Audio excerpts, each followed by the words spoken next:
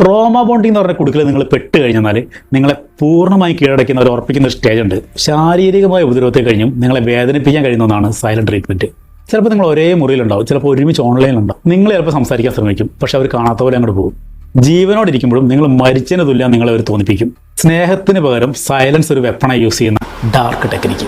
ഫോളോയിട്ട് നേരെ വീഡിയോയിലേക്ക് പോകാം. ഈ വീഡിയോ കണ്ടതിന് ശേഷം അഭിപ്രായങ്ങൾ പറയണേ. ആർക്കെങ്കിലും ഉപകാരപ്പെടുമെങ്കിൽ അവർക്ക് അയച്ചു കൊടുക്കണേ. റിലേഷൻഷിപ്പിലെ സൈലന്റ് ട്രീറ്റ്മെന്റിന്റെ 5 ഡാർക്ക് സൈഡ് ഇതാണ്. സൈലന്റ് ട്രീറ്റ്മെന്റ് നമ്മൾ കരുതും പോലെ വെറും ഒരു ദേഷ്യമല്ല, അതൊരു ഡാർക്ക് ഗെയിമാണ്.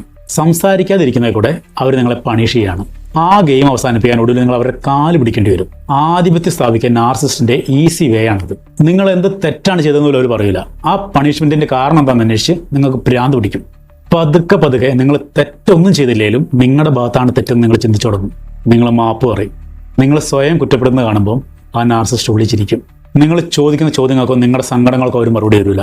നിങ്ങൾ അങ്ങനെ ഒരാളെ നിങ്ങൾക്ക് അങ്ങനെ ഒരു പ്രശ്നമേ ഇല്ലെന്നുള്ള മട്ടിൽ അവർ പെരുമാറും. അത് നിങ്ങൾക്ക് ഈ റിലേഷനിലുള്ള കോൺഫിഡൻസ് തകർക്കും. ഈ സൈലൻസ് ചില സമയത്ത് എപ്പോൾ അവസാനിക്കും നിങ്ങൾക്ക് അറിയില്ല.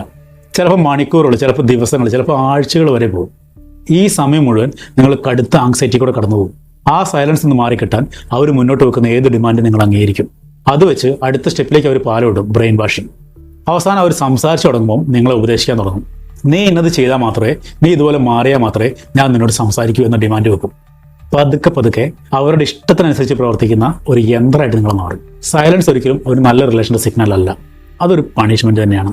ഒരാൾ നിങ്ങളെ അവഗണിക്കുന്നുണ്ടെങ്കിൽ അവർ ശ്രദ്ധ കിട്ടാൻ വേണ്ടി പുറകെ പോയി കരയുന്നതിന് പകരം അത് നിങ്ങളുടെ ഫ്രീഡത്തിനുള്ള അവസരമാണെന്ന് മനസ്സിലാക്കുക.